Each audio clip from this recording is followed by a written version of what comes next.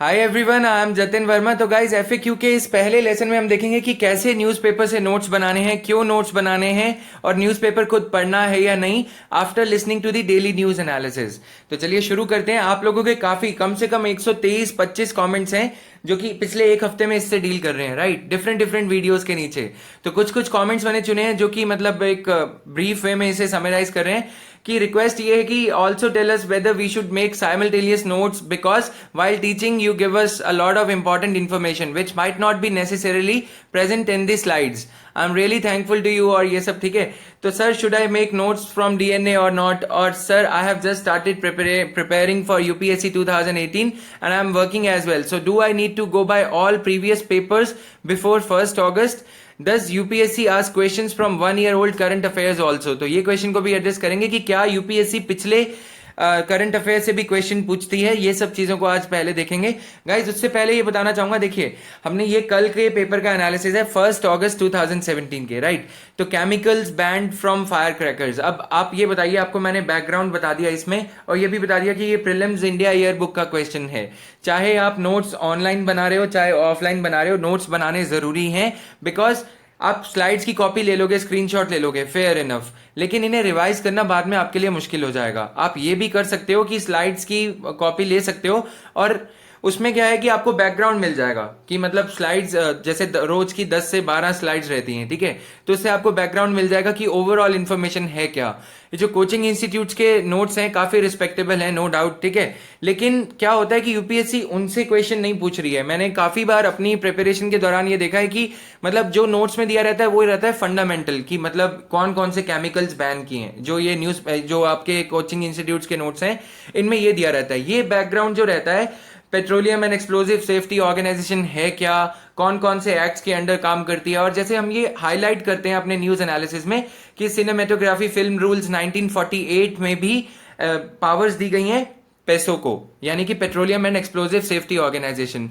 तो यदि हम ये सोचें कि ये सिर्फ न्यूज़पेपर की तैयारी हो रही है हमारी, हम सिर्फ न्यूज़पेपर ही पढ़ पा रहे हैं, तो वो एक तो इनजस्टिस हो जाएगा मेरे हार्डवर्क से और एक वो इनजस्टिस हो जाएगा इन न्यूज़पेपर एनालिसिस से। रीजन बीइंग, हमने प्रीलिम्स की, आप लोग दिसंबर 2017 में आप अलग से वीडियो सुनने बैठोगे इंडिया ईयर बुक के, जबकि ना तो सफिशिएंट टाइम रहेगा आपके पास में कि इंडिया ईयरबुक को रटें कैसे। फिर आप क्या करोगे, छोड़ यार, इंडिया ईयरबुक छोड़ के चले जाते हैं, ठीक है।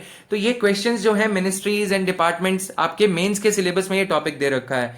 और यदि आप प्रीलिम्स का भी देखो तो प्रीलिम्स में ऐसे question bar bar time and again पूछे जा रहे हैं, ठीक है। कुछ पता नहीं है, अगली बार ऐसे 8 क्वेश्चन आ जाए इंडिया ईयरबुक से, 8 मतलब 100 में से 8 question, they mean a lot, ठीक है। तो ये जो चीजें हैं, एक्सप्लोजिव एक्ट के अंडर पावर दे रखी हैं, ये सारे questions press information bureau type questions हैं। इसका हेडक्वार्टर्स कहाँ पे है और इसकी पावर्स कौन कौन से एक्ट्स के अंदर दे रखी हैं, ये सब क्वेश्चन पूछे जाते हैं। अब क्यों ये इशू इंपॉर्टेंट है, देखिए फायर क्रैकर इंडस्ट्री में इतना हमारी कंट्री में पॉल्यूशन देखने को मिल रहा है।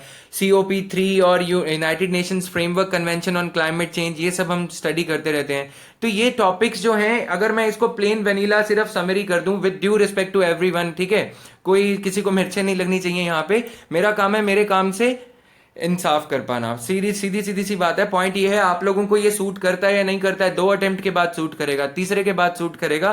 तो इससे पहले ये है कि हम अभी से ही जितना हार्डवर्क करना है, अब आ ही गए हो यूपीएससी में तो कर ही लो हार्डवर्क। पॉइंट यहाँ पे ये है, देखिए अगर मैं इसे फ्रेगमेंटेड कर दूं, अब क्वेश्चन आप देखोगे 2-3 साल पहले क्वेश्चन आया था कि what steps are being taken by legislature, executive and judiciary with respect to XYZ matter, कि XYZ मैटर में क्या किया गया था। तो सिमिलरली अगर यह आए कि जुडिशरी ने एनवायरमेंट प्रोटेक्शन के लिए क्या क्या काम किए हैं, तो हम ये साइट कर सकते हैं फायर क्रैकर्स इंडस्ट्री में ये जो हार्मफुल केमिकल्स हैं इन्हें बैन किया गया है। इसको देखने के 10 दृष्टिकोण और हो सकते हैं, लेकिन मेन की बात करते हैं। United Nations framework convention on climate change, child labour, पटाखा इंडस्ट्री में शिवाकाशी सिटी में काफी सारे चाइल्ड लेबर के इश्यूज हैं कि मतलब बच्चों को वहां पे हायर किया जाता है जहां पे कि ये हार्मफुल केमिकल्स यूज किए जाते हैं। तो आप यदि चाइल्ड लेबर पे या कुछ इशू रख रहे हो कि सुप्रीम कोर्ट की क्या भूमिका रही है इस मुद्दे में, तो आपके लिए ये चीजें इंपॉर्टेंट हैं, राइट।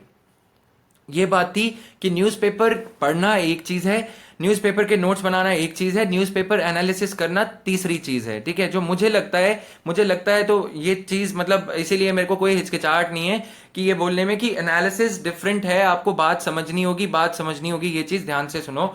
अब ये चीज है, हमने कल ये चीज स्टडी करी कि भाई ये गोल्डन क्रेसेंट है, ये गोल्डन ट्रायंगल है। अब कल अगर मैं इसे समराइज कर देता, सिर्फ ये 2 लाइंस डाल देता यहाँ पे कि कैशे ऑफ ड्रग्स पकड़ा गया, भाई वो तो आकाशवाणी में भी पता लग रहा है, वो तो आप आकाशवाणी पे सुन सकते हो 7 मिनट में, ठीक है। वो तो फ्रंट पेज पे दे रखा है। वो तो एक 45 साल 50 साल की आदमी की जिसकी उम्र है, जिसे सिर्फ ऑफिस जाना है, अपनी 9 to 5 जॉब करनी है, अपनी फैमिली को चलाना है, वो तो उसने भी पढ़ लिया। वो तो जी न्यूज ये सब रिस्पेक्टेबल चैनल्स पे भी दिखाया जा रहा है, एनडीटीवी, आज तक, सब पे। लेकिन हमारे पॉइंट ऑफ व्यू से एनालिसिस इंपॉर्टेंट है। बात समझो, ठीक है, जस्ट बात समझो, नहीं तो बात नहीं समझ आ रही है तो। अब ये गोल्डन क्रेसेंट के चलते हमारा एक स्टेट है पंजाब, जो कि पहले ग्रीन रेवोल्यूशन की धरती कहा जाता था, आज वो नशों की धरती बन के रह गया। तो ये चीज क्यों है? क्योंकि हम लोग ट्रांजिट रूट एक्ट कर रहे हैं। इंडिया जो है ट्रांजिट कंट्री बन गया है इन दोनों चीजों के बीच में। जब तक आपको ये इंसाइट्स नहीं होंगी, फिर हमने कल एडिटोरियल में भी ये देखा कि ये कैसे आगे तक म्यांमार के जरिए फिर फिलीपींस तक इसका इंपैक्ट है। जो कल आपने मरावी सीज अगर एडिटोरियल देखा हो तो उसमें मैंने 28 जून के एडिटोरियल से उसे लिंक किया है। तो मैं बार बार यही हाईलाइट करना चाहूंगा। अब ये स्टोरी आपने देख ली, ठीक है, आपने एक मूवी देखी, आपने एक ट्रेलर देखा। अब यदि आप ये मूवी देख लेते हो एक वे में, तो आपको ये याद रहेगा क्रेसेंट यहां पे था, ट्राइंगल यहां पे था। तो आपको कुछ नहीं करना, इंडिया का एक रफ सा मैप बनाओ अपने हाथ से, ठीक है, और यहाँ पे क्रेसेंट बना दो, यहाँ पे चांद बना दो, और यहाँ पे ट्राइंगल बना दो।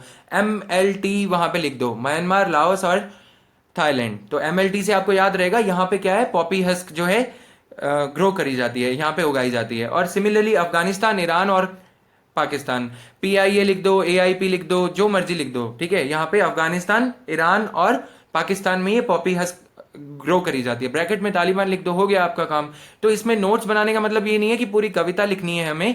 अब ये जो चीजें हैं आप इस एग्जाम्पल से समझो। अभी जैसे मूवी आई हुई है हिंदू सरकार, ठीक है, तो आपने अगर वो देख ली, उसमें क्या किया जाता है, वही चीजें इंडिया आफ्टर गांधी में लिखी हुई हैं। अब जब आप मूवी देख के इंडिया आफ्टर गांधी पढ़ने बैठोगे या इंडिया सिंस इंडिपेंडेंस पढ़ने बैठोगे, तो वो आपके दिमाग में बेटर टाइम तक वो स्टे करेगी। It will remain etched in your memory, right. तो ये चीजें हैं। ड्रग सिंडिकेट्स क्या हैं? ये हमारे इंटरनल सिक्योरिटी का, कल मैंने आपको कमेटी का नाम बताया कि ये कमेटी है। आप ब्रैकेट में कमेटी का नाम लिख दो, आपका काम हो गया। ये नोट्स ऐसे बनाने हैं। और ये आपको नहीं लिखना है कि 3500 करोड़ की ड्रग्स पकड़ी गई थी और 1500 kg हीरोइन पकड़ी गई थी। ये सब कुछ नहीं लिखना है। और काम और आसान करना है याददाश्त के लिए, तो इंडिया का एक मैप लो, अपनी जो भी आप नोट्स बना रहे हो अलग अलग टॉपिक्स के लिए, GS पेपर 1, GS पेपर 2, 3, 4 के लिए अलग अलग आप, और एक एसे के लिए और एक ग्लॉसरी के लिए। ग्लॉसरी मतलब जहां पे आप ये कैची टर्म्स लिख सको, ठीक है, कि जैसे ग्रीन रेवोल्यूशन की ये स्टेट थी पंजाब, और अब वो यहाँ पे वाइट मतलब ये कोकेन और ये सब हीरोइन और ये सब चीजें पाई जाती हैं, ठीक है, अफीम, पुक्की और ये सब। तो पॉइंट यहाँ पे ये है कि अब ये चीजें आपको ऐसे में काम आएंगी कि यदि आप लिख रहे हो, क्योंकि हमारे ऑनरेबल प्राइम मिनिस्टर ने इस पे, मैंने आपको बताया कि जो मन की बात का उनका पहला शो था उसमें भी इसका जिक्र किया था। तो वो क्वेश्चन उन पे आना बनता है ऐसी चीजों पे, ड्रग प्रॉब्लम को कैसे काउंटर किया जाए। अब आगे चलते हैं।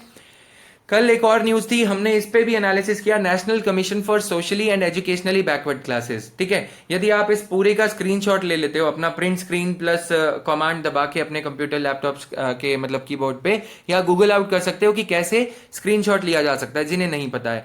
अब national commission for backward classes, आपको क्या इसके नोट्स बनाने हैं? देखो, अगर आप अपनी नोट्स वाली नोटबुक में ये बना दोगे, सिर्फ ये लिख दोगे chairperson, vice VCP, CP, VCP and 3 other members, ये आपका खत्म हो जाएगा। इसके मतलब कॉम्पोजिशन की बात है। अब ये स्टैटिक पार्ट आपका पॉलिटी के बुक में दिया रहता है, तो पॉलिटी के बुक में यदि आपने अच्छे से पढ़ रखी है तो आपको ये याद रहेगा। फिर बात करते हैं कॉन्स्टिट्यूशनल 123rd अमेंडमेंट बिल की। तो इसमें क्या क्या चेंजेस लाए जा रहे हैं, हमने ये कल विस्तृत रूप से एनालिसिस किया। अब कल मैं आपको ये बता देता, आर्टिकल 338A में, 338B में ये दे रखा है और हो गया एनालिसिस, बात खत्म, तो उसका कोई फायदा नहीं था। क्योंकि यहाँ पे एक इश्यू है कि 340 आर्टिकल जब दे रखा है, तो आप दोनों आर्टिकल के नंबर देखो, नंबर आपको पता लग गए यहां से, आपको उनका एसेंस क्या है या आपको बुक्स लेनी होंगी, ये भी मैं बता दूंगा कौन कौन सी बुक्स आपको लेनी है। आपकी टेबल पे हमेशा वो बुक्स होनी चाहिए, ठीक है। अब ये लाइव मिंट से लिया गया था, ये मार्च 2017 के लाइव मिंट से है।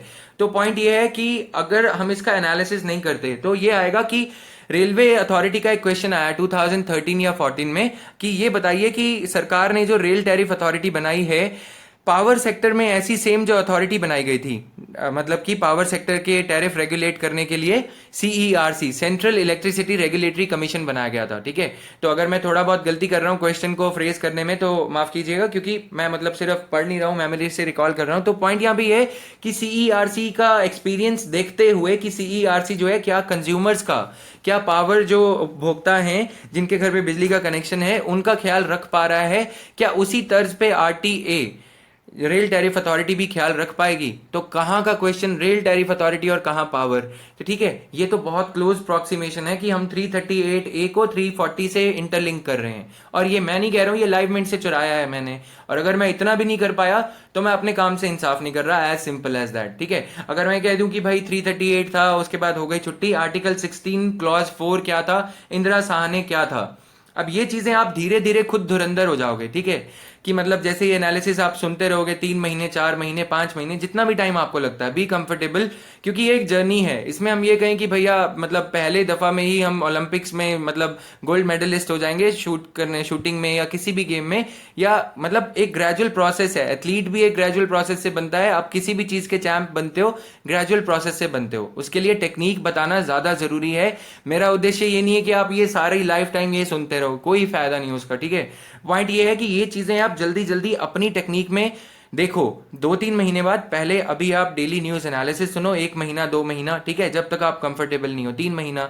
उसके बाद आप खुद न्यूज़पेपर पढ़ो, उसके बाद में एनालिसिस सुनो। यदि आपको लगता है कि आप अभी भी कुछ एरियाज टच नहीं कर पा रहे हो, जो कि जतिन कर जाता है अभी भी, तो आपके लिए वो वर्थ है, नहीं तो उसे डिस्कार्ड कर दो। भाई किसने कहा है 1 मिनट के लिए, कोई बंदिश तो है नहीं। लेकिन जब तक आप ये टेक्निक नहीं लगा रहे, आप आर्टिकल 338 को स्टैंड अलोन पढ़ के चले गए, 340 को अलग पढ़ के चले गए, आर्टिकल 16 क्लॉज 4 को अलग पढ़ के चले गए, तो ये जो बिट्स एंड पीसीज हैं इन्हें पेपर में जोड़ के लिखना होगा, ठीक है।